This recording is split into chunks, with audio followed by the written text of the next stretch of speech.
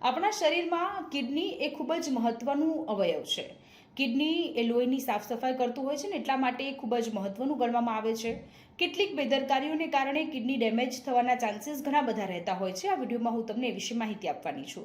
આ વિડીયો બને એટલો શેર કરજો. સૌથી પહેલાં તો ઘણા બધા લોકોને નાની એવી પણ સમસ્યા થતી હોય છે તો એ લોકો માર્કેટમાં મેડિકલ સ્ટોરમાંથી લઈ જઈને પેઇન કિલર્સ લેતા હોય છે ને લઈ લેતા હોય છે.